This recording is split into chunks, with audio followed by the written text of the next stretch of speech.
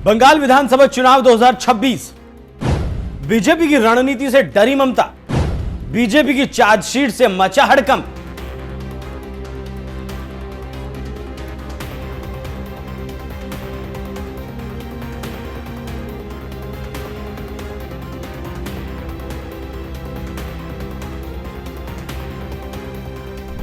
पश्चिम बंगाल में भले ही रणभेरी नहीं बजी है, लेकिन रणनीतिक तौर पर बंगाल राजनीतिक युद्ध का मैदान बन चुका है। पार्टियां अपने अपने स्तर पर रणनीति बना रही हैं। 2026 के विधानसभा चुनाव भले ही अभी कुछ महीने दूर हो, लेकिन चुनावी साल की शुरुआत के साथ ही सियासी पारा अचानक तेज हो गया और इस बार बीजेपी ने पारंपरिक रैलियों, नारों और पोस्टरों से हटकर एक बिल्कुल नया और आक्रामक हथियार निकाल लिया है।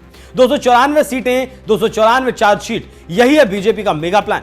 बीजेपी ने ऐलान किया है कि वो पश्चिम बंगाल की सभी 294 विधानसभा सीटों के लिए अलग अलग चार्जशीट जारी करेगी। मतलब अब आरोप सिर्फ राज्य पर नहीं, बल्कि हर विधानसभा क्षेत्र के स्थानीय मुद्दों के साथ होंगे।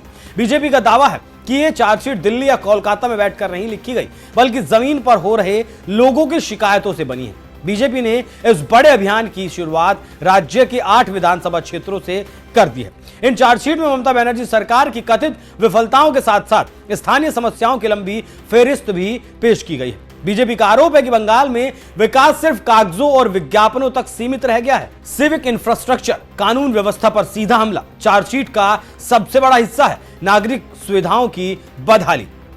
बीजेपी ने आरोप लगाया कि सड़कें बदहाल हैं, जल जमाव स्थायी समस्या बन चुका है, बिजली कटौती आम बात हो चुकी है, पीने का पानी दूषित है और इन सब के बीच सरकार और स्थानीय प्रशासन मूक दर्शक बने हुए हैं। कानून व्यवस्था से लेकर भी बीजेपी ने ममता सरकार को कटघरे में खड़ा किया है। चार्जशीट में महिलाओं के खिलाफ बढ़ते अपराधों को एक प्रमुख मुद्दे के तौर पर रखा गया है। बीजेपी का आरोप है कि शिकायत दर्ज कराने में दिक्कत, पुलिस की ढिलाई और राजनीतिक दबाव के कारण महिलाओं को न्याय नहीं मिल रहा है। बीजेपी ये सवाल पूछ रही है, क्या बंगाल की महिलाएं सच में सुरक्षित हैं? चार्जशीट में केंद्र सरकार की कई योजनाओं का जिक्र करते हुए ममता सरकार पर भ्रष्टाचार और कुप्रबंधन का आरोप भी लगाया गया।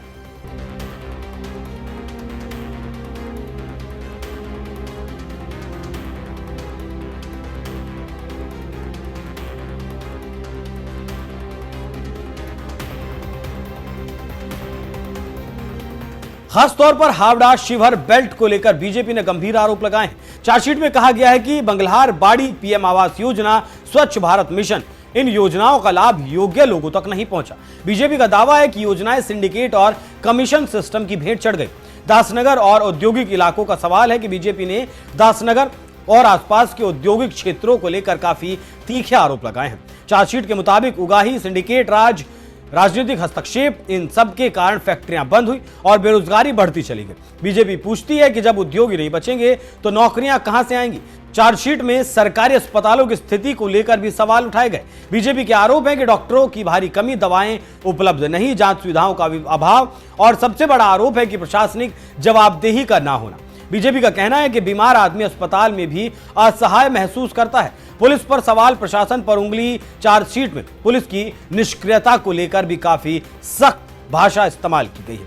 बीजेपी का आरोप है कि पुलिस कानून से ज्यादा राजनीतिक इशारों पर चल रही है। यही वजह है कि अपराधियों का मनोबल बढ़ा है और आम आदमी का भरोसा टूटा है। बीजेपी का कहना है कि अभियान सिर्फ चुनावी शोर नहीं है, बल्कि जनता की अदालत में सरकार को कटघरे में खड़ा करने की कोशिश है। पार्टी का दावा है कि हर विधानसभा की चार्जशीट स्थानीय जनता के मुद्दों पर आधारित होगी। ममता सरकार की चुप्पी या जवाब? अब बड़ा सवाल यही है कि क्या ममता बनर्जी सरकार इन चार्जशीट का जवाब देगी या फिर इसे चुनावी स्टंट बताकर नजरअंदाज कर देगी। राजनीतिक जानकारों की अगर माने तो अगर बीजेपी इस अभियान को जमीन पर सही तरीके से उतार पाती है तो यह चुनावी नैरेटिव बदल सकता है। पश्चिम बंगाल की राजनीति में चार्जशीट अब सिर्फ अदालतों तक सीमित नहीं रहेगी। अब चार्जशीट सीधे जनता के हाथ में है और फैसला भी उसी जनता को करना है।